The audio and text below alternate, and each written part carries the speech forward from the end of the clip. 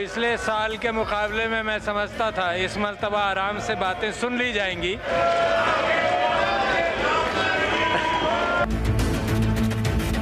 नवाज शरीफ साहब 2 छोड़ के 4 फोन कर लें, इन तिलों में तेल नहीं है। सिंध काबीना ने किमाड़ी को जिला बनाने की मंजूरी दे दी। बड़ा शहर डिवाइड हो सकता है तो उसके के अंदर भी सूबे बन सकते हैं। सिंध की तकसीम की बुनियाद डाली है पीपल्स पार्टी की गवर्नमेंट ने। अस्सलाम वालेकुम, पाकिस्तान टुनाइट के साथ मैं हूं सैयद समर अब्बास। नाजरीन, मियां नवाज शरीफ साहब की एक और तस्वीर मंजर आम पर आई है जिसमें वो वॉक कर रहे हैं हसन नवाज के साथ अपने बेटे के हमरा, और इस पर फिर हुकूमत की तरफ से बयानबाजी का सिलसिला शुरू हो गया है। और ख़ुद मरीम नवाज ने भी ये तस्वीर अपलोड की अपने ट्विटर अकाउंट से और कहा कि तमाम लोग जो हैं वो आपके साथ हैं, आपके कारकुनान। लेकिन इस तस्वीर से ज़्यादा इम्पॉर्टेंट चीज़ ये है कि मियां नवाज शरीफ पाकिस्तानी सियासत में एक मरतबा फिर से मुकम्मल तौर पर मुतहरक दिखाई दे रहे हैं। उन्होंने मौलाना फजल रहमान साहब के साथ भी राब्ते किए हैं और उन्हें जो नाराज़ थे मौलाना साहब अपोजिशन के रवैये पे, उन्हें मनाने की कोशिशें की। और कल उन्होंने बिलावल भुट्टो जरदारी के साथ भी राब्ता किया और उन्हें यकीन दहानी करवाई कि APC से मुतल्लिक जितने भी फैसले हुए हैं उन पर अमल दरामद किया जाएगा। अब जब मुस्लिम लीग नून के सदर मियां शहबाज शरीफ पाकिस्तान के अंदर हैं, वो बिलावल भुट्टो जरदारी के साथ राब्ते में भी हैं, तो आया ऐसा क्या हुआ कि ख़ुद मियां नवाज शरीफ को बिलावल भुट्टो जरदारी के साथ राब्ता करके उन्हें यकीन दहानी करवाना पड़ी कि APC के फैसलों पर अमल दरामद होगा। और दूसरा नाजरीन, इसमें एक और इम्पॉर्टेंट मामला ये भी है कि मियां नवाज शरीफ की जो एक दरख्वास्त थी, पिटिशन उन्होंने दायर की थी इस्लामाबाद हाई कोर्ट में कि उन्हें इश्तिहारी करार देने का अमल रोका जाए और उन्हें नुमाइंदा मुकर्रर करने की इजाज़त दी जाए तोशाखाना रेफरेंस केस में, जिस पे सख्त रिमार्क्स भी आए थे इस्लामाबाद हाई कोर्ट के चीफ जस्टिस के। मियां नवाज शरीफ के वतन वापस ना आने के वाले से भी, उनकी ज़मानत के वाले से भी, ECL से नाम निकाले जाने के वाले से भी आज मियां साहब ने अपने वकील के थ्रू वो दरख्वास्त वापस ले ली है। और आज सदर मुमलिकत का खिताब हुआ। नाजरीन, नया पार्लिमानी साल शुरू हो चुका है और आज पहले दिन ही अपोजिशन की तरफ से बायकॉट किया गया। तो क्या पूरा साल, ये तीसरा साल भी ऐसे ही चलता रहेगा कि अपोजिशन और गवर्नमेंट की एक प्रॉपर जो एक वर्किंग है असम्बली के अंदर वो इसी तरह से चलेगी और ताउन की फ़िज़ा नज़र नहीं आएगी? और कराची के मुतालिक हम नाजरीन बात करेंगे कि कल तक वहाँ पे एक फ़ैसला हुआ, इत्तफ़ाक़ राय हुआ कि कराची के मसाइल मिलजुल कर हल किए जाएंगे। एक कमेटी भी बनी 6 रुकनी। लेकिन आज सिंध हुकूमत ने एकदम से फ़ैसला किया काबीना के अंदर के कराची में 7 अज़ला यानी 7वां ज़िला भी बना दिया जाए, जिस पर बहुत ज़्यादा सीखा दिखाई दे रही है। मुत्तहिदा कौमी मूवमेंट और पाकिस्तान तहरीक इंसाफ समेत दीगर जमातें भी जो कराची की हैं वो काफ़ी नाराज़ हैं इस फैसले पर। तो वो इत्तफ़ाक़ की राय कहाँ गया? हमारे साथ प्रोग्राम में शरीक गुफ्तगू है मुबशर ज़ैदी साहब, सीनियर साफ़ी और तजज़ियाकार एंकर पर्सन भी है, मंसूर अली खान साहब, सीनियर साफ़ी और तजज़ियाकार एंकर पर्सन, और मोहसिन बेग साहब हमारे साथ प्रोग्राम में हमें ज्वाइन करेंगे। सबसे पहले मुख्तसरन मैं बात करना चाहूँगा, नेशनल पार्टी के सरबराह मीर हासिल बजिंजो साहब आपसे कुछ देर पहले कराची में इंतकाल कर गए हैं। बहुत ही नफीस शख्सियत, बहुत ही ज़्यादा जमहूरियत का प्रचार करने वाले, जमहूरियत की बात करने वाले, और बलोचों के हकूक़ की इन्होंने ज़बरदस्त अल्फाज में, ज़बरदस्त अंदाज में हमेशा से तर्जुमानी की है। एक बड़ा नुकसान है बलूचिस्तान की सियासत के लिए भी और पाकिस्तान की सियासत के लिए भी। यकीनी तौर पर मीर हासिल बजिंजो की वफ़ात से जो खला पैदा हुआ है वो शायद पुर ना हो सके, अल्लाह उनकी मग़फ़िरत फरमाए। प्रोग्राम की तरफ आते हैं। इंपॉर्टेंट मामला जो मैंने बात की मियां नवाज शरीफ के हवाले से कि वो मुतहरक दोबारा से दिखाई दे रहे हैं। तो मंसूर अली खान साहब, पहले मैं आपकी तरफ आता हूँ, चूँकि लाहौर में क्या चल रहा है, क्या पक रहा है, वहाँ पर आप ज़्यादा उससे आगाह भी होंगे। मरीम नवाज साहिबा दोबारा से मुतहरक दिखाई दे रही हैं।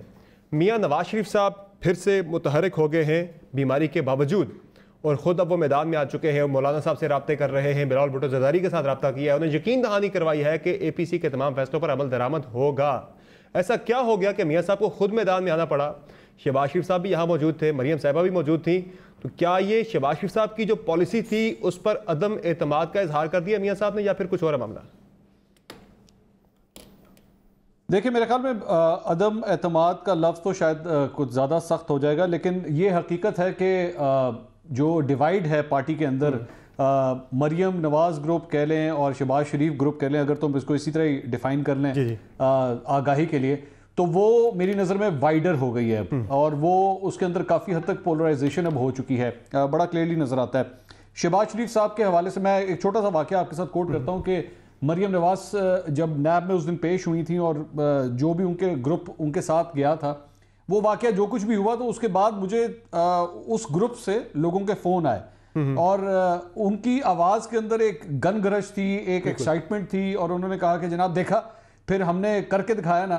तो मैंने कहा जी मुझे ये नहीं समझ आ रही कि क्या मतलब करके दिखाया, तो आपको करने से रोकता कौन था? क्या आपको पहले करने की कुछ इजाजत नहीं थी? आपको बाहर निकलने की इजाजत नहीं थी? तो उन्होंने कहा कि जी अब ये तो आप ही समझदार हैं कि कौन पार्टी के अंदर हमें रोकता है कुछ ना कुछ करने से। तो ये बेसिकली वो रुकाने को इस हद तक वो इतनी एक्सट्रीम पे पहुंच चुका है कि नवाज शरीफ साहब को बीच में आखिर जंप इन करना ही पड़ा। और ये हकीकत है, अगर आप ऑपोजिशन की दीगर जमातों से अगर बात करें तो वो शहबाज शरीफ साहब के ऊपर टोटल अदम एतमाद करते हैं। वो समझते हैं कि इनसे गुफ्तगू नहीं हो सकती, इनसे कोई किसी किस्म की तहरीक के हवाले से आगे बातचीत नहीं हो सकती। और मरियम नवाज अगर कोई एक्टिवेशन दिखा भी रही हैं, और ये भी याद रखिएगा कि कई तज्जियाकार ये भी कह रहे थे कि शायद ये सिर्फ वन डे मैच था, सुबह मैच शुरू हुआ शाम को खत्म हो गया और कहानी खत्म, लेकिन ऐसा नहीं है। हम देख रहे हैं कि ये एक टेस्ट मैच शुरू हुआ है जिसमें मरियम नवाज आगे आने वाले दिनों के अंदर भी एक्टिव हो रही हैं। और मेरी इत्तला के मुताबिक जो मेरे जराए बता रहे हैं वो ये है कि वो आने वाले दिनों के अंदर और भी ज्यादा एक्टिव होने जा रही है। ये बता दें मंसूर के ये जो टेस्ट मैच है इसमें जो मुखालिफ टीम है वो शहबाज शरीफ साहब की है या इमरान खान साहब के खिलाफ उनका टेस्ट मैच है ये? नहीं, ये तो कतई तौर पे हम इस बात को बिल्कुल रद्द कर दें कि अगर आप ये समझेंगे कि कभी इनमें आपस में इस हद तक क्लैश जाएगा कि एक दूसरे के सामने आके खड़े हो जाएंगे। हमारे वो पाकिस्तानी टीम में तो वसीम वकार और इमरान खान और जावेद मियादाद वाली ग्रुपिंग रही है, लेकिन यहाँ पे ये ग्रुप जो है बेशक आपस में लड़ेंगे लेकिन ये लड़ाई ड्रेसिंग रूम के अंदर तक ही रहेगी। ड्रेसिंग रूम से कभी बाहर आके मीडिया की जीनत नहीं बनेगी। ठीक है, यानी आपको लग रहा है कि मरियम नवाज इतनी मुतहरिक हो जाएंगी कि वो अब ज़ाहिरा आशूरा के बाद ही होनी है APC उसमें शिरकत भी शायद करें, इम्कान ऐसा हो सकता है? कई अभी मेरे ख्याल में अभी बहुत दूर है वो मंजिल, वहां तक पता नहीं क्या क्या कुछ तब्दील हो जाए। सही है, यहाँ पे कुछ पता मुस्लिम लीग नून के हवाले से आजकल कुछ भी प्रेडिक्ट करना बहुत मुश्किल काम है। सही है। मुबश्शिर ज़ैदी साहब, मियां नवाज शरीफ साहब के मुतहर्रिक होने से फ़र्क आपको लगता है पड़ेगा? ये जो अपोजिशन मुनकसिम दिखाई दे रही है और ये यकजा होती आपको नज़र आएगी? चूँकि बहुत ज़्यादा मौके पे 9 ऐसे मौके हैं जो मैं गिन सकता हूँ जहाँ अपोजिशन करीब आई, जॉइंट अपोजिशन जिसे कहा जाता है। उन्होंने कुछ करना चाहा, बड़ा कदम उठाना चाहा, लेकिन वो फिर एक दूसरे पे इल्ज़ामात, एक दूसरे से मुतल्लिक बदएतमादी और तकसीम की सूरत में वो सारा काम जाके इख्तिताम पजीर हुआ। अब आपको लगा कुछ फ़र्क पड़ेगा मियाँ साहब के स्टेप इन करने से? मेरा नहीं ख्याल, मुझे लगता है कि आपने जो अभी का इंट्रो दिया है कि ये एहतजाज हो रहा है, ये तारीखें दी जा रही है, अगले साल इसी वक्त आप यही इंट्रो दोबारा दे रहे होंगे। इसका मतलब है कि कोई चेंज फ़िलहाल नहीं आने वाली। जहाँ तक APC की बात है, हमने देखा कि जो कानून साजी हुई है पार्लियामान के अंदर फैटफ के हवाले से या दूसरे क़वानीन, वो डंडे के ज़ोर पे हो गई। वो सब ने कर ली, जो मुखालफत कर रहा था बाहर वो बाद में, हालांकि मुसद्दिक मलिक साहब जैसे जो सीनियर आदमी वो कह रहे हैं कि जी वो हमने इसलिए किया क्योंकि हमने पहले पढ़ा नहीं था। तो ज़ाहिर है उनको जो पढ़ा रहे हैं वो इस बात को इंश्योर भी कर रहे हैं कि वो जो है अभी उस लेवल पे ना जाएं जिस लेवल पे वो जाना चाहते हैं। जहाँ तक नवाज शरीफ के फ़ोन का ताल्लुक़ है तो देखिए, गुड कॉप बैड कॉप ये पहले इस्टेब्लिशमेंट के साथ भी खेल रहे थे और अब अपोजिशन के साथ भी खेल रहे हैं। छोटा भाई अगर कहता है कि मैं बीमार हूँ, मैं क़यादत नहीं कर सकता, तो बड़ा भाई कहता है नहीं मैं उसको जो है इंश्योर करूँगा कि APC भी हो जाए और ये हो जाए। एंड में मौलाना साहब बेचारे जो है ढूंढते ही रह जाते हैं कि पीपल्स पार्टी कहाँ गई और मुस्लिम लीग नून कहाँ गई। तो मेरे ख्याल में अभी सिचुएशन वॉलेटाइल है। देखें, हुकूमत खुद परफॉर्म नहीं कर पा रही बहुत सी जगह जो है। अब खान साहब का इंटरव्यू ले लें, मेरे ख्याल में वो इंटरव्यू और उनका जो वज़ीर आज़म बनने के बाद पहला इंटरव्यू, दोनों में कोई फ़र्क नहीं है कि जनाब हमें बड़े चैलेंजेस हैं, अभी अच्छे दिन आ जाएंगे, बेहतर हो जाएंगी हालात, कुछ भी नहीं हो रहा। तो जाहिर है जब हुकूमत अपोजिशन देख रही है कि ख़ुद प्रॉब्लम में है हुकूमत, तो मेरा नहीं ख्याल कि उन्हें को बहुत ज़्यादा सड़कों पे आने की ज़रूरत है। इसका नुकसान अपोजिशन को भी होगा जो शायद अभी नहीं समझ पा रहे कि लोग जो कि महंगाई के तले पिस रहे हैं, जिनके ऊपर जो है माशी बोझ पड़ रहा है, वो देख रहे हैं कि कोई उनके लिए खड़ा होगा, मगर अपोजिशन जमातें सिर्फ खड़ी होती हैं जब उनकी नैब में पेशी होती है। बिल्कुल। उसके अलावा अगर गरीब के लिए अगर चीनी जो है वो महंगी हो रही है, आटा महंगा हो रहा है, दूसरी दवाइयाँ महंगी हो रही हैं, तो कोई सियासी जमात इस वक्त अवाम का हाथ पकड़ने के लिए तैयार नहीं है। मोहसिन बेग साहब, अब ये जो खामोशी थी मरीम नवाज साहिबा की, वो एकदम से मुतहरिक हो गई। मियाँ नवाज शरीफ साहब भी खामोश थे, ज़ाहिर अपनी बीमारी के इलाज के लिए बाहर गए थे, और अब वो दोबारा से मुतहरिक हुए हैं। क्या अब उन्हें यकीन हो गया है? ज़ाहिर कुछ हल्के ये भी कह रहे हैं कि ये खामोशी इस वजह से भी थी कि शायद मरीम नवाज को भी इजाज़त मिल जाए बाहर जाने के लिए वालिद की तरफ, लेकिन जब वो नहीं जाने दिया गया, अब उन्हें पता लग गया, यकीन हो गया है कि ये हुकूमत इजाज़त नहीं देगी मरीम नवाज को मुल्क से बाहर जाने की, तो अब मुतहर्रिक होने के अलावा कोई दूसरा ऑप्शन ही नहीं है। आपकी क्या राय है, ऐसा ही है या आपको कुछ मुख्तलिफ लगता है? देखें, बहुत सी चीज़ें समझ चल रही हैं। बेसिकली नून लीग जो है वो जिस भी माहदे या अंडर हैंड डील के तहत या जो भी कंप्रोमाइजिंग पोजीशन के तहत वो बाहर गए, जो रिलीफ मिला, जिस तरीके से सारा स्टेज किया गया, उसमें कुछ ना कुछ चीज़ें तो थीं जो कि बज़ाहिर इनको खामोश भी रख रही थीं, और इनको किसी तरीके से अपोजिशन जो अलायंस था उसमें बनने में रुकावट भी थी। अब क्योंकि नैप ने एक नया सिलसिला शुरू किया नेचुरली, और इश्तिहारी भी करार दे रहे हैं उन्हें जी, तो शाहाना रेफरेंस उसमें शायद नवाज शरीफ साहब, क्योंकि डिसीजन उन्हीं का है, ऑर्डर्स भी उन्हीं के हैं, और मैं समझता हूँ वोट बैंक भी उन्हीं का है, उन्होंने ही डिसीजन करना है। वो ये अगर समझें कि शायद जो मुआहदा या जो भी अंडरस्टैंडिंग थी उसमें दूसरी फरीक ने भी वो पूरी नहीं की, जिसमें मैं समझता हूँ कि मरियम बीबी को बाहर जाना भी था उस मुआहदे के या उस अंडरस्टैंडिंग के तहत, वो नहीं हुआ। नए केसेस खुलने शुरू हो गए, नया कार्रवाई शुरू हो गई, जो कि मैं समझता हूँ उनके लिए भी तकलीफ दे है। शहबाज शरीफ साहब के एक बेटा जेल में है, एक मफरूर है, दामाद भी बाहर है, बिल्कुल बहुत सारे केसेस हैं। आ गया चौधरी शुगर मिल्स में भी जी, जी। उनका, तो उसमें शायद क्योंकि अभी तक तो शहबाज शरीफ साहब का जो बिहेवियर है, जिस तरीके से वो एक टेलीफोन कॉल पे फटफ के बिल पास करवाने पहुंच गए, हालांकि वो जरदारी साहब ने उनको टफ टाइम दिया जिनके फ़ोन थे, तो उस लिहाज से आने वाले दिनों में मेरे अपने ज़ाती ख्याल में ये डेफिनेटली एक्टिविटी अपोजिशन करेगी, और नवाज शरीफ साहब बाहर बैठ के इसको मॉनिटर भी करेंगे। और यहाँ पे अगर वो मरियम बीबी को आगे करते हैं तो मैं समझता हूँ कि वो गवर्नमेंट के लिए बायस से परेशानी बनेगी। वो क्राउड इकट्ठा कर सकती हैं, वो अपने वालिद के वोट को इंटैक्ट भी रख सकती हैं और फॉरवर्ड ला सकती हैं, और उनकी पॉलिटिक्स एग्रेसिव है जैसे कि उन्होंने पहले की, लेकिन इस दफ़ा उन्होंने प्रेस कॉन्फ्रेंस में खिलाई मखलूक का जिक्र नहीं किया, कुछ ऐसी वैसी बात नहीं की।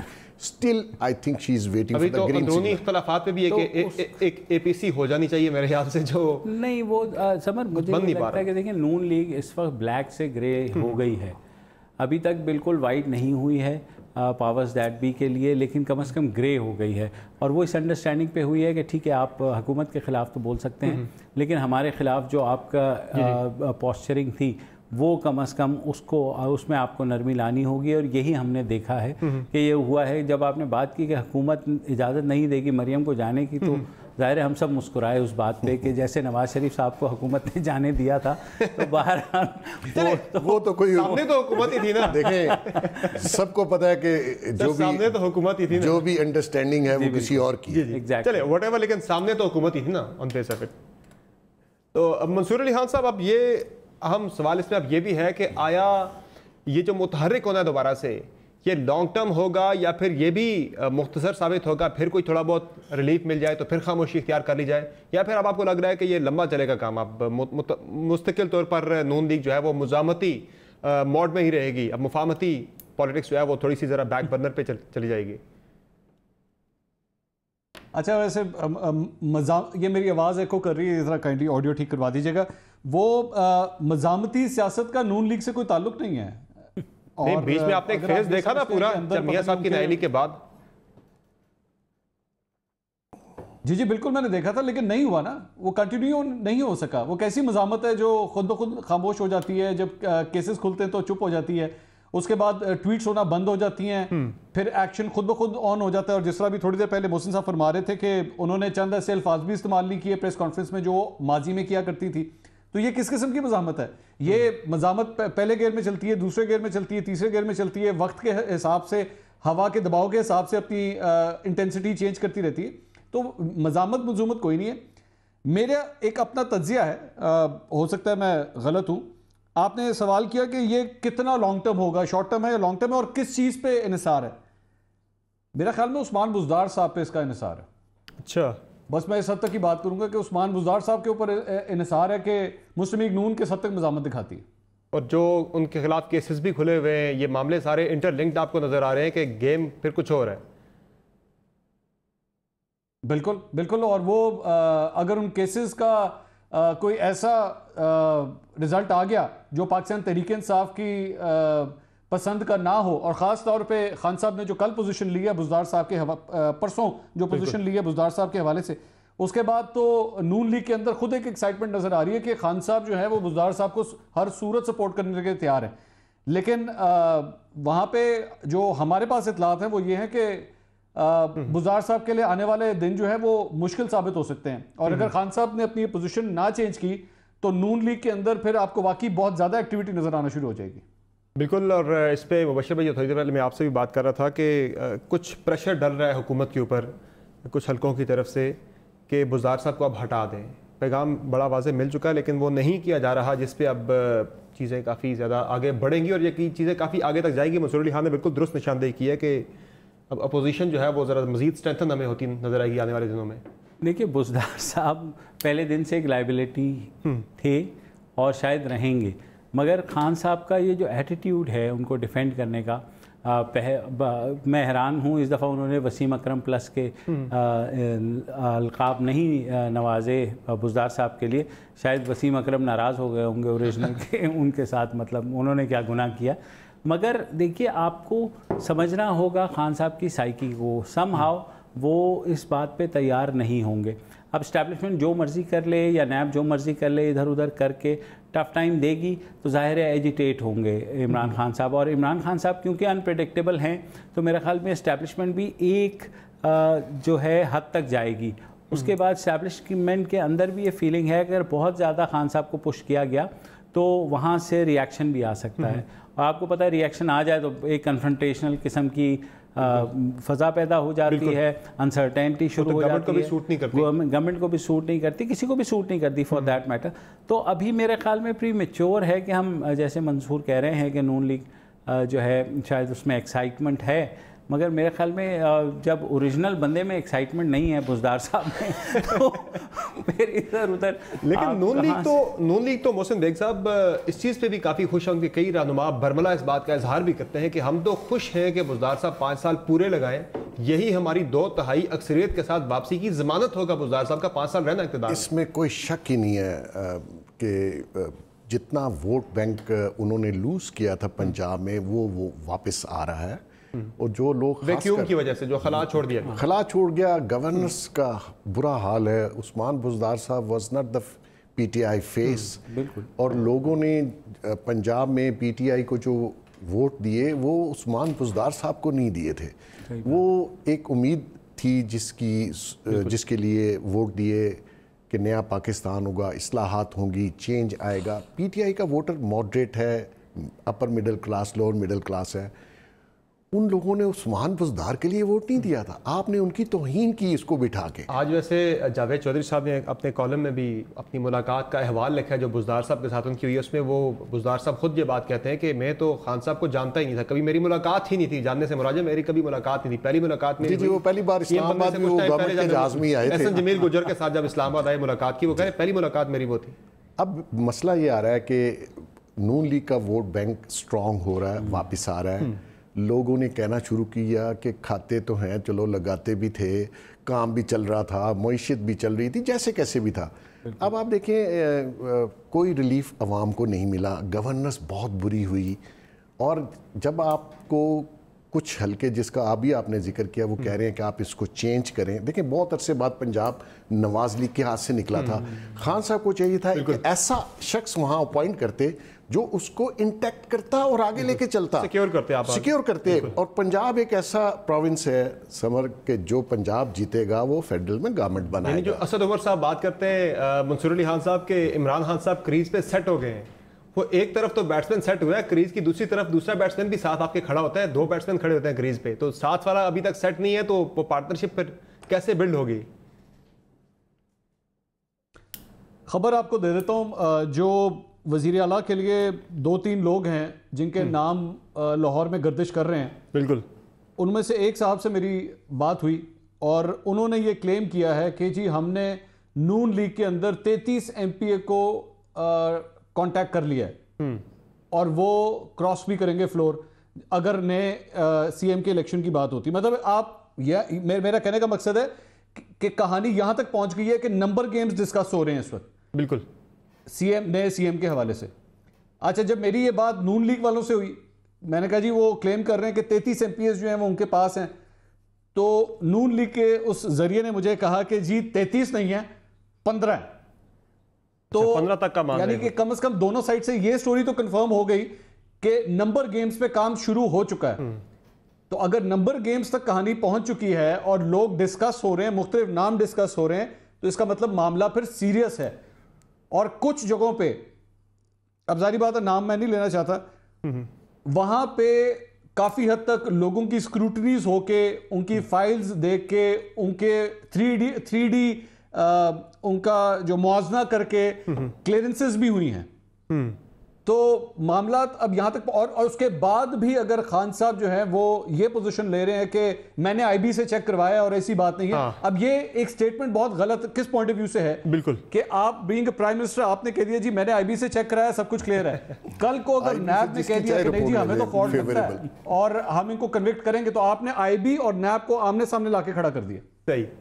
तो this was actually not the right statement to give for Buzdar साहब, स्पेशली जब एक ऑनगोइंग इन्वेस्टिगेशन चल रही है तो प्राइम मिनिस्टर उसके ऊपर कमेंट कर रहे हैं। बिल्कुल, लेकिन मामला लाहौर में इस हद तक सीरियस पहुंचे हुए हैं। लेकिन मंसूर, इस सारे खेल में नून लीग को फिर क्या फायदा होगा? वो अपना कंधा भी दे, इस्तेमाल भी हो और उनके अपने MPs भी टूट जाएं और अगला CM भी ज्यादा ताकतवर आ जाए, जिसका फायदा in the long run PTI को ही होना है, PMLN को नहीं होना।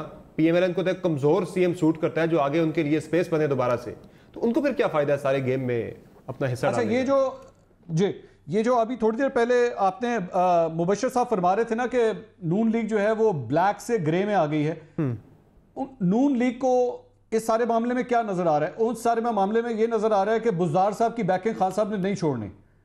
खान साहब, और वो नजर भी आ रहा है हमें, हम काफी देर से देख रहे हैं, खान साहब पूरी तरह उनको सपोर्ट कर रहे हैं। Now what they are waiting is कि ये क्लैश वाकई इंटेंसिफाई हो जाए, और जो अच्छे बच्चों वाला किरदार पॉलिटिक्स में नून लीग अदा कर रही है वो यही है कि जी ताड़ी A टीम नहीं चल रही तो B टीम से राब्ता करें। सही। हम तो इस घर के पुराने खिलाड़ी हैं ना, तो हमसे, और हम तो काम भी करके दिखाते रहे, आप हमसे राब्ता करें। आप जिस तरह कह रहे हैं उसी तरह ही होगा। एक बात। अच्छा, दूसरी बात, मेरी वो जो एक उम्मीदवार हैं जिससे मेरी बात हुई, जो ये क्लेम कर रहे थे जी कि 33 MPs से हमारी बात हो चुकी है, तो मैंने कहा जी अगर इतना कुछ हो चुका है, नंबर गेम्स बात हो चुकी है, तो क्रॉस क्यों नहीं हो रहा?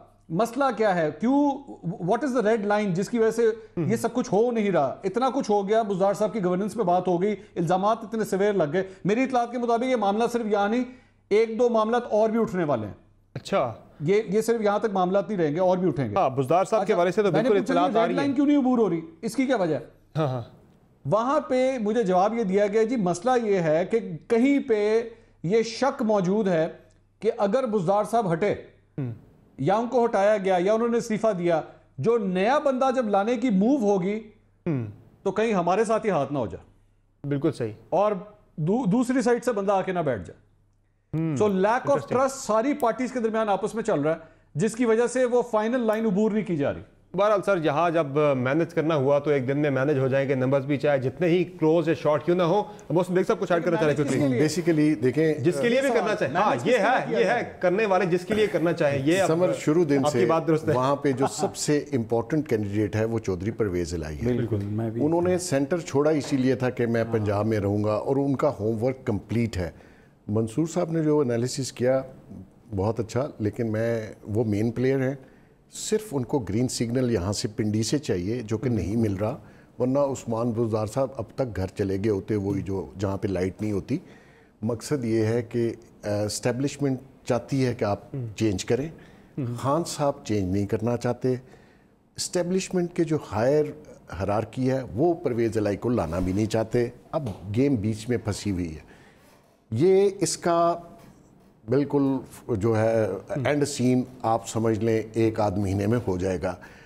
नैप अपने ताई ना इन्वेस्टिगेशन करके किसी पे केस बना सकती है, उसमें ये सलाहियत ही नहीं है नैप में। अगर उस्मान बुज़दार साहब के खिलाफ कोई चीज़ दी गई है तो वो किसने दी है? आपने भी नहीं दी, मैंने भी नहीं दी, नैप खुद से नहीं ले सकती, तो किसी जगह से पहुंचाई गई।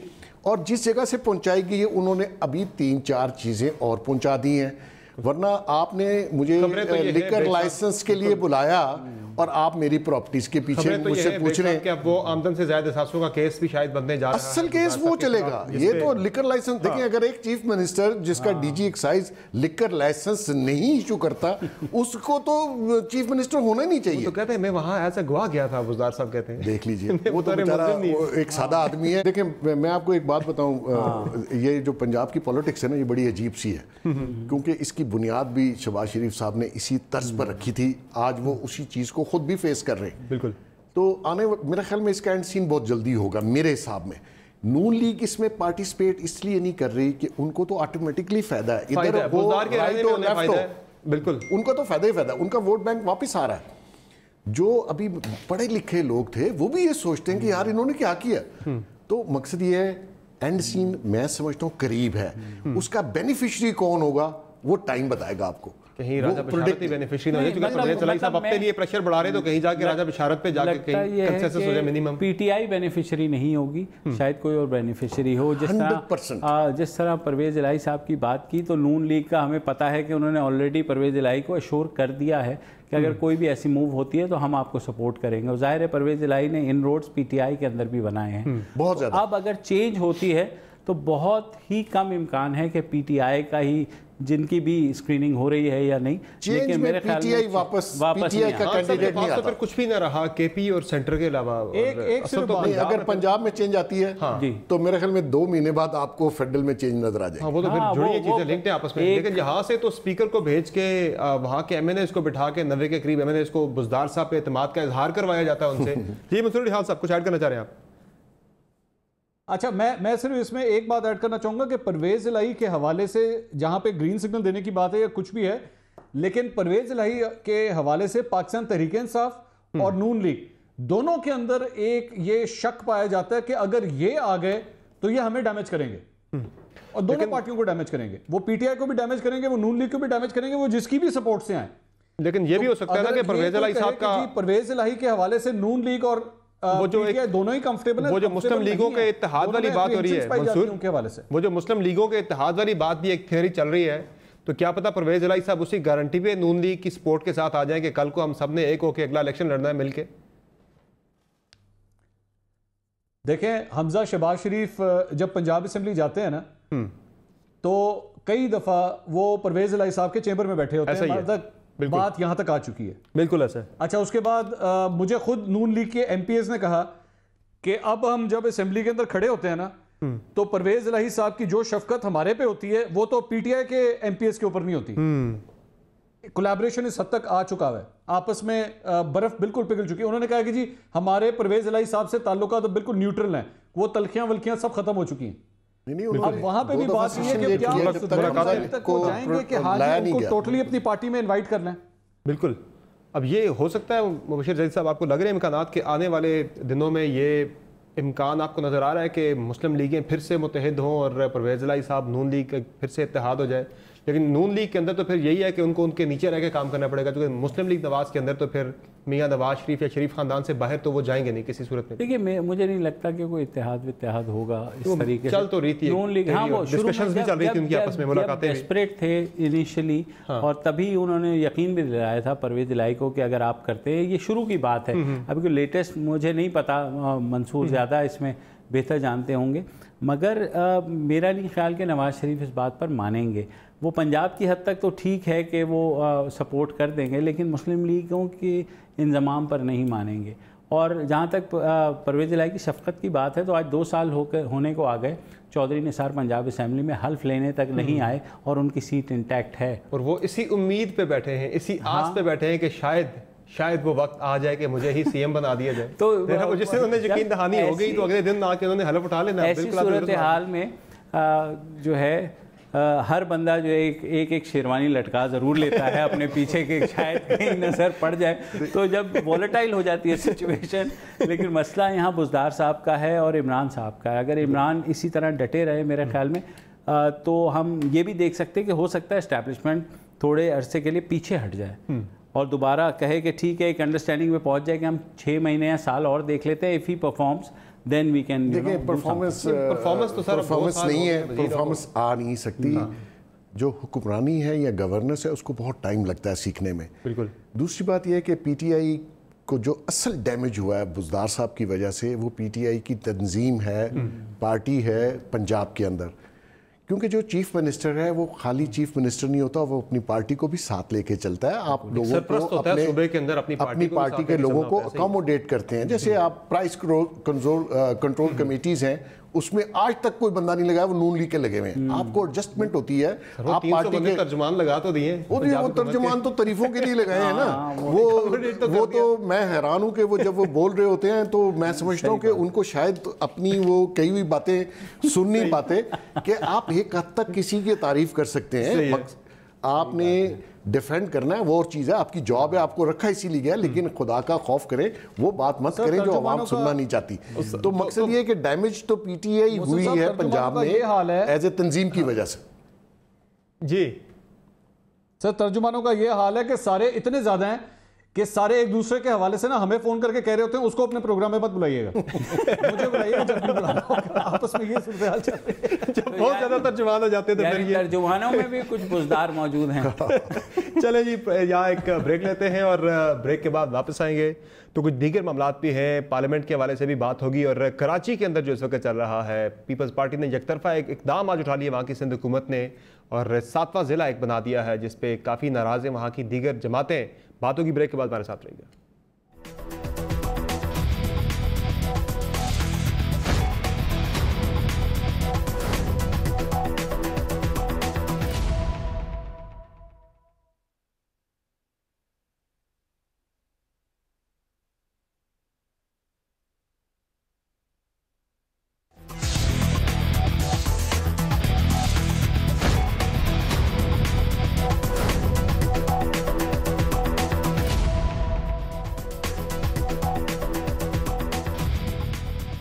तजरीन प्राइम में फिर से आपको खुशामदीद कहेंगे और अब कुछ सिंध की सियासत बिलखुसूस कराची के मामलात पे ज़रा बात हो जाए। और मामला बड़ा इंपॉर्टेंट है। कल अभी इत्तफाक राय हुआ सिंध हुकूमत और वफाकी हुकूमत के दरमियान कि कराची के 6 इशूज़ को पिक किया गया कि इन पर तरजीही बुनियादों पर काम किया जाएगा, जिनमें पानी का मसला है, सीवरेज का मामला हो गया, सड़कों का मसला हो गया, कचरे का मामला हो गया और ट्रांसपोर्ट के इशूज़ हो गए। इनको मिलजुल के हल किया जाएगा इत्तफाक राय के साथ। लेकिन आज ही इंतज़ामी मामलात पे सिंध हुकूमत ने एक फ़ैसला किया और सिंध काबीना ने मंजूरी दी है कराची में 6 से 7वां ज़िला बनाए जाने के हवाले से, और केमाड़ी ज़िला बनाने की मंजूरी आज सिंध काबीना ने दे दी है, जिस पर बहुत सख्त रद्द-ए-अमल आया है तहरीक इंसाफ की तरफ से, MKM की तरफ से, PSP की तरफ से और दीगर वहाँ की जो पॉलिटिकल पार्टीज़ हैं। ज़रा सुन लें जी रिएक्शन क्या आया है सिंध की जमातों की तरफ से इस फैसले पर।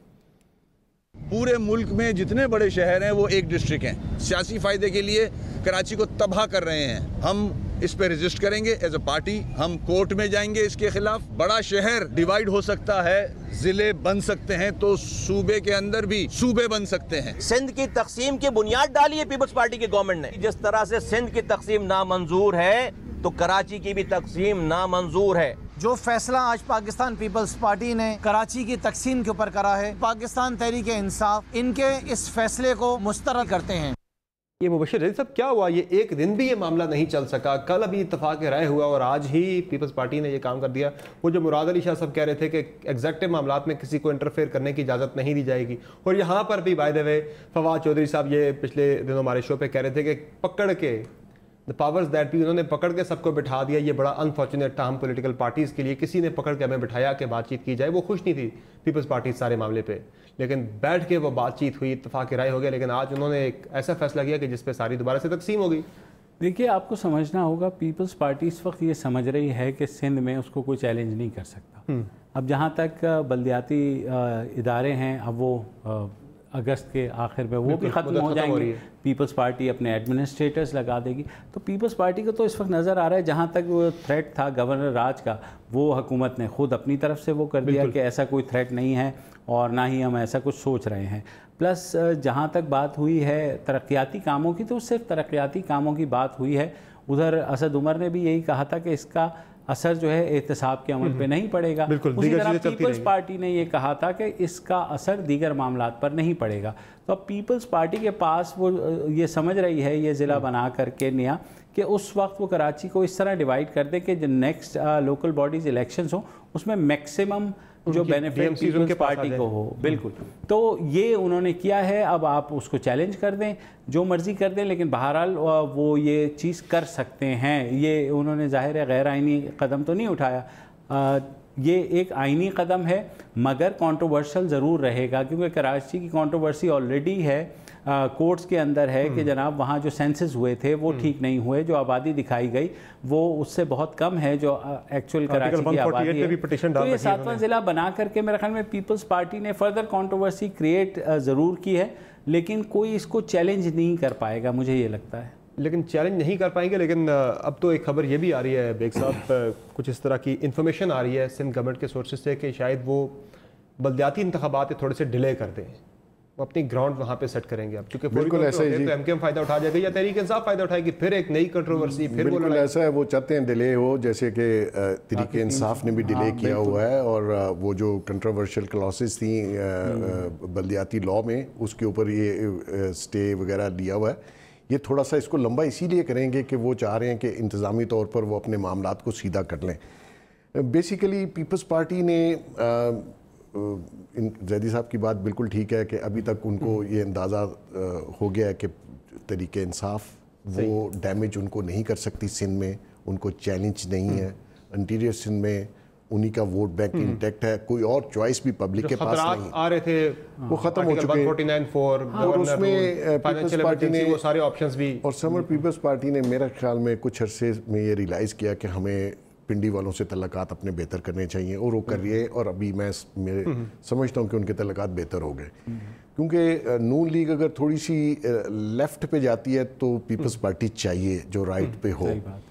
आप सेनेट के इलेक्शन में देख लिया आपने कि वो भी, तो मैंने तो नहीं कहा था ये 14 बंदे उधर वोट डाल दें, वो किसने डाल दिए। तो मकसद ये है कि वहाँ पे पीपल्स पार्टी अभी फुल कंट्रोल चाहती है। वो चाहती है कि मेरी ग्रिप मज़ीद मजबूत हो, क्योंकि जो हमारे महाजर ग्रुपों में जो ग्रुप हुई है उससे वो फ़ायदा उठाना चाहते हैं। तो आने वाले दिनों में मैं समझता हूँ कि पीपल्स पार्टी ज़्यादा कंट्रोल हासिल करना चाहेगी, और ये जो कमेटी की जिसकी आप बात उनकी सियासत का ज़्यादा जो फोकस है वो सिंध ही है अभी, वो पंजाब मैं आपको बताऊँ, देखें वो तो होम ग्राउंड है ना जी, वहाँ से आप स्ट्रेंथ गेन करके ही आगे निकलते हैं, इसमें भी कोई शक नहीं है। मैं ये समझता हूँ के पास 12 साल से नहीं, कराची तो नहीं था ना, लेकिन कराची पहली दफा उन्हें नजर आ रहा है कि एमक्यूएम के जैसे मोहसिन ने ग्रुपिंग हो गई, अल्ताफ हुसैन है नहीं, कोई बाइंडिंग फोर्स है नहीं। तो पीटीआई के भी इस वक्त वहां पे 14 एमएनएस हैं, लेकिन वहां पे जो लड़ाइयां वहां पे उनकी आपस में कभी G7 ग्रुप आ जाता है। देखिए मैं समझता हूं जो पीपल्स पार्टी है ना वो आना चाहती है पंजाब में भी, वो भी चाहती है कि अगर सारा वोट बैंक पीटीआई से शिफ्ट होता है नून को तो हम भी कोई हिस्सा डालें, लेकिन खासकर सदर्न पंजाब में, क्योंकि वहां पे उनकी फॉलोइंग है। पंजाब के अंदर इस वक्त जो एक राय है पीपल्स पार्टी के बारे में, हर कोई तनकीद यही करता है पीपल्स पार्टी कारकुनान, उनके यही जब आप नून लीग के साथ जाके बैठते हैं पंजाब में, उनकी स्ट्रेंथ है, जाके बैठते हैं तो फिर वहां के कारकुन को तकलीफ होती है पंजाब के। नहीं, लेकिन सदर्न पंजाब में अगर पीपल्स पार्टी चाहे तो इनरोड्स बना सकती है, उनकी स्ट्रेंथ है पीपल्स पार्टी की। और मैं समझता हूँ कि मेरे ख्याल में है कि जो एनालिसिस हम सब कर रहे हैं कि पंजाब में काफ़ी वोट बैंक शिफ्ट हो रहा है वापस नून लीग की तरफ, तो उसमें पीपल्स पार्टी चाहेगी कुछ हमारा भी हिस्सा निकल आए, लेकिन उसके लिए उन्हें एंटी पीटीआई और एंटी पीएमएलएन दोनों के खिलाफ जाना पड़ेगा। क्यों मंसूर अली खान साहब, आपकी क्या राय है? पीपल्स पार्टी के मामलात हैं अब हम डिस्कस कर रहे हैं इस हिस्से में कि एक तो सिंध के अंदर जो उन्होंने फैसला किया कराची के से मुतल्लिक कि वहाँ पे 7वां ज़िला बनाने का फैसला कर लिया, इससे जो कल तक कंसेंसस पैदा हुआ था वो तो सारा बड़ी बुरी तरह से मुतासिर हो गया। आज अब वो तो आगे लगता नहीं कि मामलात आगे बढ़ सके, इत्तफाक राय के साथ जो करने थे कराची के मामलात ठीक करने थे। और दूसरा, चले पंजाब वाले मामले बाद में आते, पहले इस पर आप अपनी राय का इज़हार कर लें। समर साहब, मैं कराची के अंदर तकरीबन 8 साल रहा हूँ और जाहिर बात है एक लाहौरी हूँ और वहाँ पे 8 साल रहने का इत्तेफाक हुआ। मुझे यकीन कीजिए, मुझे शर्म आती है इन तमाम सियासी जमातों की इस पावर हंगर के लिए कि आपस में ये किस तरह एक दूसरे से सिर्फ पावर लेना चाहते हैं, लेकिन वहाँ के जो लोग हैं, रहने वाले हैं, मैं जब वहाँ पे गया था तो मुझे हैरानगी हुई थी। मुझे नहीं पता था, मैं कराची से, मैं उस वक्त इतना वाकिफ नहीं था, जब मैं वहाँ पे शिफ्ट हुआ था तो मैं हैरान हो गया था कि यहाँ पे पानी आपको टैंकर के जरिए मिलता है। आप पंजाब में या केपी में इन इलाकों में अगर चले जाएं तो लोगों को इस बात का आइडिया नहीं है कि पानी आपके घरों में जब ना हो, अवेलेबल ना हो, तो जिंदगी किस तरह गुजरती है। मैं हैरान हो गया था। और एक आम घर का खर्चा वहां पे पानी के टैंकरों का 10 से 15 हज़ार है, यानी कि जितना हम तकरीबन अपने घरों के बिजली के बिल देते हैं उतना हम पानी का बिल देते हैं उस शहर के अंदर। और पाकिस्तान पीपल्स पार्टी, मैं सबसे ज्यादा कसूरवार पाकिस्तान पीपल्स पार्टी को इसलिए कहूंगा क्योंकि सूबा आपके पास है, सूबाई जो दारुल हुकूमत है वहां पे उस प्रोविंस का, उसकी ये हालत है कि वहां पे पानी अवेलेबल नहीं है। वहां पे बारिश होती है तो आपकी हुक्मरानी उस पानी में गर्क होकर रह जाती है। मैं पाकिस्तान पीपल्स पार्टी के लोगों से मैं मिला हूं, वो मुझे उन्होंने खुद बताया, उन्होंने कहा हमने बिलावल भुट्टो के सामने जाके यूं करके हाथ जोड़े कि खुदा के लिए इस कराची के इशू से हमारी जान छुड़ाएं, ये हमें गर्क करके रख देगा। ये सूरत हाल हो चुकी है। हमें नहीं पता, क्या आपके ख्याल में कराची के एक आम शहरी को बैठ के आप ये समझाएंगे जनाब हमने इसके 6 से 7 डिस्ट्रिक्ट कर दिए हैं, हमने ये पावर उसको दे दी, जो मेयर है उसके पास ये power. Do we actually care about this? आपके ख्याल में कराची का बंदा ये हमारी गुफ्तगू, ये डिस्कशन, ये डिबेट सुनना भी चाहता है? He doesn't care about that. वो ये पहले उसने अपने जो इस सदी के पहले 10 साल थे वो वहां पे टारगेट किलिंग से वो बेचारे बचते रहे, वहां पे दहशतगर्दी से बचते रहे। और जब वहां से टारगेट किलिंग से फारिग हुए तो आज ये सूरत हाल है, या तो पीने का पानी नहीं होता और जब बारिश होती है तो पूरे शहर में सिर्फ पानी होता है। और हम यहाँ पे डिबेट क्या कर रहे हैं कि जनाब आपको 6 अजला चाहिए या वहां पे 7 चाहिए, एडमिनिस्ट्रेटर कौन होगा, बल्दियाती इंतखाबात डिले कर दिए जाए। कितना बड़ा मजाक है कराची के लोगों के साथ। और मैं तमाम सियासी जमातों पे इसकी जिम्मेदारी डालता हूं। मुझे तो इमरान खान साहब की वो गुफ्तगू भी मुझे सुन के हैरानगी हो रही थी कि वो कह रहे थे कि जनाब 18वीं तरमीम मेरा रास्ता रोक देती है क्योंकि मैं सूबाई मामलात में नहीं जा सकता।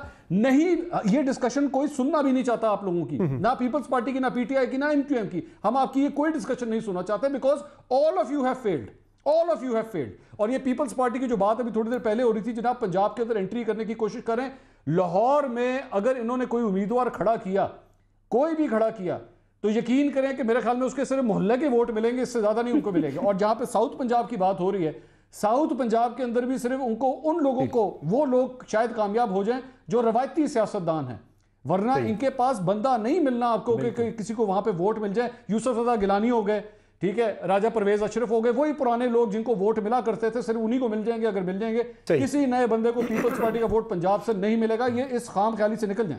ठीक है, चलें, हमें इसी पे एक ब्रेक लेनी है। ब्रेक से वापस आएंगे तो आज नया पार्लिमानी साल शुरू हुआ है सदर मुमलिकत के खिताब के बाद, लेकिन जो इमरान खान साहब की अटेंडेंस है कौमी असम्बली के अंदर वो कम होती जा रही है। पहले साल 19% थी, दूसरे साल में 9% पे आ गई है। और leader of the opposition Shahbaz Sharif साहब की अटेंडेंस 4% पे आ गई। तो आज भी कन्फ्रंटेशन के साथ ही पहले दिन ही पार्लिमानी नए साल का आगाज़ हुआ और अपोजिशन बाइकआउट करके बाहर चली गई। तो क्या पूरा साल हम यही कुछ देखें जो हम पिछले 2 साल से देखते आ रहे हैं, या फिर इस साल कोई पार्लियामेंट के अंदर हालात बेहतर हो सकते हैं? बातों की ब्रेक के बाद हमारे साथ रहेंगे।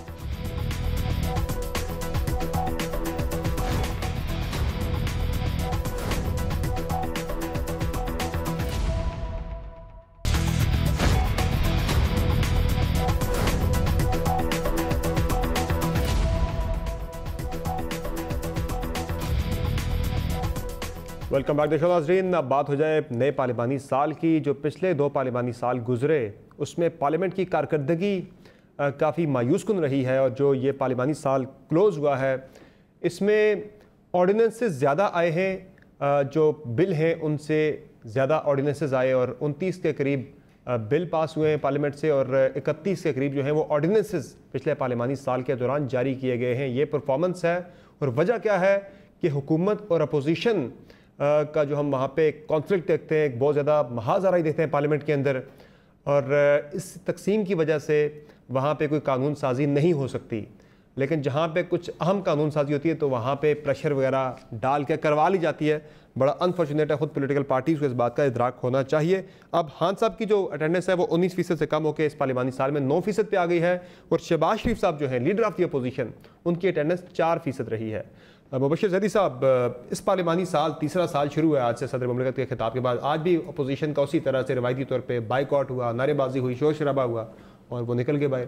यही कुछ चलता रहेगा फिर ऐसे ही 5 साल? देखिए, मसला देखेंगे कोई भी जमात सिंसियर नहीं है पार्लियामेंट से। जे लोगों ने हालांकि उनको अपना रिप्रेजेंटेटिव बना करके भेजा, जैसे तैसे भी हुए वो पहुंच गए। आप मुझे बताइए कि पार्लियामान के अंदर खान साहब से हम स्टार्ट करते हैं। जब उन्होंने शुरू किया था, वज़ीर आज़म बने, तो उन्होंने कहा हर 15 दिन बाद वो ऐवान में आकर के क्वेश्चन आवर का जवाब देंगे, सवालात। वो एक दिन भी नहीं हुआ।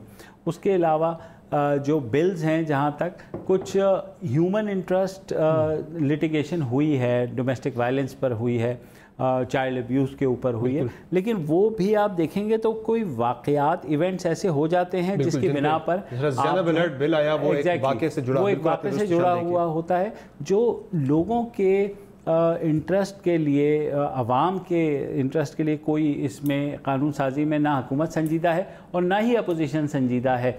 इसीलिए जो ज़ोर ज़बरदस्ती के हुकूमत लाना चाहती है वो ऑर्डिनेंस के थ्रू ले आती है। उनको पता है कि अपोजिशन जहां उन दोनों के कान मरोड़ दिए जाते हैं तो वो फैटफ जैसे। और मैं अब यही कहने वाला था कि फैटफ जैसी इतनी इंपॉर्टेंट लेजिस्लेशन है और अगर कहीं से प्रेशर ना डाला जाता तो ये होनी नहीं थी। अच्छा, आप इम्पोर्टेंट कह रहे हैं ना, आप इम्पोर्टेंट कह रहे हैं। इस वक्त असेंबली में आप पूछ लें कि कितनों ने वो लेजिस्लेशन पढ़ा है 90% ने तो पढ़ा ही नहीं होगा। और शायद इसी को देखते हुए इन्होंने वो फाइनेंशियल टेररिज्म वाला भी डाल दिया था बीच में। वो पहले से सबको पता था। वो इकोनॉमिक टेररिज्म वाला भी इसीलिए शायद डाल दिया था, पढ़ेंगे ही नहीं। बिल लीक हो चुका हुआ था, लेकिन जहां से फोन कॉल्स गई हुई थी उस पर किसी ने नहीं बोलना था।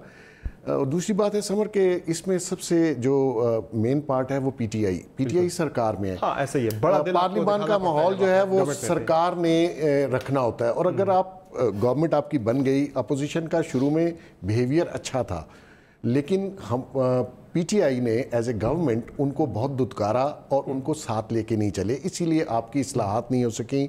पब्लिक इंटरेस्ट में कोई बिल पास उस तरीके से नहीं हुआ जिस जैसे होना चाहिए था। देखिए ना, जो कर सकती है अपोजिशन अपने पार्ट पे, ज़रा वो गवर्नमेंट तो नहीं होती अपोजिशन, उनके पास एग्जेक्टिव इख्तियारात तो नहीं होते। हाँ, वो किसी के अवाम के फ़ायदे के लिए, फलाह के लिए वो कानून साजी कर सकते हैं। पार्लियामेंट उनके पास बेहतरीन प्लेटफॉर्म है। आज भी सदर मुमलिकत का खिताब शुरू होता है, वो फौरन से उठ के सारे मुझे आप बताएं ना, आप उनसे के लिए कोई चीज आए तो सही। नहीं, देखिए ना, इसमें आप अपोजिशन को मुद्दे इल्जाम नहीं ठहरा सकते। बेसिकली जो आपका बिहेवियर उनसे रहा उसका रिएक्शन है। अगर आप उनसे बिहेवियर अच्छा रखें, देखिए अगर कोई पब्लिक इंटरेस्ट में समर, अगर कोई पब्लिक इंटरेस्ट में मुराद सही को वो खड़ा कर देते हैं। देखिए ना, अब आप मुझे बताइए कि वो इतना इरिटेटिंग उनकी शख्सियत है मुराद सईद साहब की, उससे माहौल ठीक रह सकता है? फिर आपके हमारे बिल पास हों, आपको हमने वहां इसीलिए, जैसे मुबश्शिर साहब ने कहा कि हमने सबने वोट देके उनको भेजा ना जी, वो इसलिए तो नहीं भेजा कि आप एक दूसरे के ऊपर वो ताने शाने मार के और डिबेट करके घर चले जाएं और पॉइंट स्कोरिंग करें। मकसद ये है कि अगर पब्लिक इंटरेस्ट में कोई बिल कोई भी लाए, अगर कोई शख्स एतराज करेगा तो उसको अवाम पूछ लेगी। मंसूर अली खान साहब, ये जो पार्लियामेंट का मामला है बड़ा इंपॉर्टेंट इशू है और पार्लियामेंट का बड़ा रोल होता है फंक्शनिंग डेमोक्रेसीज के अंदर, लेकिन हमारी जो पार्लियामेंट है यहाँ पे इसको अहमियत, जब कोई अपोजिशन में होता है तो बड़ी बातें होती है, गवर्नमेंट में आके वो अहमियत नहीं रहती इसकी। ये हर किसी ने किया, मियां साहब ने भी यही काम किया, इमरान खान साहब भी वही काम कर रहे हैं कि पहले बड़े दावे थे क्वेश्चन आवर होगा, यहाँ के जवाब दूंगा, मैं सारा कुछ करूंगा, लेकिन अब वो खान साहब पार्लियामेंट आते ही नहीं है, इस वजह से कि वहाँ पे अपोजिशन बड़ा टफ टाइम देती है, वो बदतमीजी करते हैं मेरे साथ। हालांकि गवर्नमेंट की तरफ से भी रवैया यही है। तो ये पार्लियामेंट पहले 2 साल जो रहा, आपको लग रहा है फिर 3 साल अगले भी ऐसे ही चलता रहेगा ये मामला? कोई बेहतरी की तवक्को नजर नहीं आ रही है इस हालात में? ये समर, मैं और आप ना, वैसे मेरे ख्याल में तो आप मुझसे उम्र में छोटे हैं, लेकिन मैं और आप ना तकरीबन हम उम्र ही हैं। और ये मुबश्शिर ज़ैदी साहब और मोहसिन बेग साहब हमारे सीनियर हैं और ये ना बुजुर्ग हो चुके हैं। जिस तरह बुजुर्ग सियासतदान होते हैं ना, तो बुजुर्ग सहाफ़ी भी होते हैं जो आइडियल सिचुएशंस के बारे में बताते हैं और आइडियल पार्लियामेंट इस तरह चलती है। और सर इस तरह नहीं होता। अब वो हमारे वाला दौर आ चुका है। यहाँ पे सिर्फ जो है ना वो हला लला होगा, यहाँ पे नारे लगेंगे, यहाँ पे एक दूसरे को ओए तोए के साथ पुकारा जाएगा। वो पार्लियामेंट और होती थी, वेस्टमिनिस्टर डेमोक्रेसी की आप बात कर रहे हैं, वो नहीं चलता भाई यहाँ पे। रिसेंटली ये पीपल्स पार्टी का दौरे यूसुफ रजा गिलानी की अटेंडेंस तमाम पार्लियामेंटेरियन में सबसे ज्यादा थी, बतौर प्राइम मिनिस्टर भी वो सबसे ज्यादा है वहां पे, कानून साजी भी हुई, सब कुछ हुआ था। भाई सबर साहब, वो पुराना पाकिस्तान था, वो पुराने दौर थे, अब नहीं होता। 10 साल पहले की बात है। अब आपने यहाँ पे एक थिएटर बनाना है, यहाँ पे आपने फैसल वाडा को खड़ा करना है, आपने जैसी बिलावल भुट्टो तकरीर करेंगे आपने फौरन मुराद को माइक देना है क्योंकि उन्होंने रिस्पॉन्ड कर रहा है, और जैसे ही बिलावल भुट्टो जो है वो असेंबली हॉल से बाहर जाएंगे तो इन्होंने फिर नारे मारने, वो चला गया, वो दौड़ गया। मेरा मतलब है लाहौर के अंदर या अंदरून लाहौर या अंदरून भाटी गेट के अंदर किसी किस्म की कोई गैदरिंग होती है ना, उस तरह की गैदरिंग का किरदार अदा करना शुरू कर चुकी है हमारी पार्लियामेंट। ये सूरत हाल हो चुकी है, एक दूसरे पे नारे कसना। मैं मुबशर साहब की बात से एग्री करता हूं, कोई काम की बात हो रही है क्या वहां पे? कोई अच्छी डिबेट सुनने के लायक है? आज क्या आप मैथ्स कम्युनिकेशन पॉलिटिकल साइंस या इस किस्म के जो स्टूडेंट्स हैं उनको आप कह सकते हैं बेटा जरा पार्लियामेंट देखो, आपको पता लगे डिबेटिंग क्या होती है, आप उसमें डिस्कशन किस तरह होती है, एक एक क्लॉज के ऊपर किस तरह डिबेट की जाती है? कोई ऐसा चक्कर ही नहीं। और एब्सोल्युटली 90% वो ना अभी थोड़ी देर पहले कहा जा रहा था जी 90%, मेरा ख्याल में 95% 96% ने वो कागज पढ़े भी नहीं होते, उनको सिर्फ कह दिया जाता है जनाब जो तुम कहा जाएगा तो हाथ खड़ा कर देना, जो तो क्या कहा जाएगा कि नया कहना है तो नया कह देना, बस गल खत्म। 95% लोग उठ के खड़े होके बोलते नहीं है। अच्छा, कम से कम पहले आपने बड़ी अच्छी बात बिल्कुल इंडिविजुअल इनफरादी तौर पर लोग बिल लेकर के आते थे, वो खत्म हो जनाब वो ट्रेडिशन यहाँ तो जमाते नहीं ला रही। और सॉरी मैं इसमें अपोजिशन को भी उतना ही ठहराऊंगा कि अपोजिशन ने भी कोई कंस्ट्रक्टिव रोल प्ले नहीं किया है सारे उसमें। स्टोरी किया करते थे कि कितने लोग पार्लियामेंट में साल में खड़े होकर बोलते हैं। अब तो आपको यकीन करें के अंदर जिनको आपने वोट दे के भेजा वो सिर्फ डेस्क पे जाते हैं। वैसे इंटरेस्टिंगली मौजूदा जो पार्लियामेंट इस वक्त है, असद कैसर साहब जिसके स्पीकर हैं, उन्होंने एक बाकायदा डे रखा है, बैक बेंचर्स डे, जिसमें वो बंदे जिन्हें बिल्कुल मौका नहीं मिलता उन्हें भी बीच में कुछ दिन होते हैं, उन्हें मौका दिया जाता है बाज़ाब्ता तौर पर। उस दिन सिर्फ उन्हीं की तकरीरें होती है, किसी बड़े लीडर की तकरीर नहीं होती। अब बाकायदा एहतमाम किया जाता है कि उन बंदों को मौका दिया जाए जो बोलते नहीं पूरा साल। लेकिन उनका अपना इंटरेस्ट देखें ना समर साहब, ये मुबशर साहब को याद होगा, आपको 2014 के अंदर जब धरना दिया जा रहा था पार्लियामेंट के बाहर, एतजाज हसन साहब उस वक्त मौजूद थे, नवाज शरीफ साहब प्राइम मिनिस्टर थे। वो तकरीर याद है आपको जिसके अंदर चौधरी निसार को उन्होंने एतजाज हसन साहब ने कहा था कि I take you to the cleaners. क्या खूबसूरत तकरीर थी। ऑपोजिशन में बैठते हुए बाहर पीटीआई बैठी हुई है और उन्होंने हुकूमत को उड़ा के रख दिया। आई मीन मैं यकीन करें आज भी कभी कभार जब मैं जमहूरियत से नाउमीद हो जाता हूं तो उस तकरीर को बार बार सुनता हूं। चले बहुत शुक्रिया आप तीनों मेहमानों को आपने प्रोग्राम में ज्वाइन किया। यकीनी तौर पे नाउमीद नहीं होना चाहिए, उम्मीद रखनी चाहिए और हमें बेहतरी की उम्मीद है कि पार्लियामेंट के अंदर माहौल ठीक होगा। इसमें गवर्नमेंट अपोजिशन दोनों की जिम्मेदारी, गवर्नमेंट का रोल ज़रा ज़्यादा है कि वो माहौल को ठीक करें, कानून साजी भी हो और अवामी इशूज़ पे वहाँ पे खुल के डिबेट भी हो। आज के शो में इतना इजाज़त दीजिए, अल्लाह हाफ़िज़।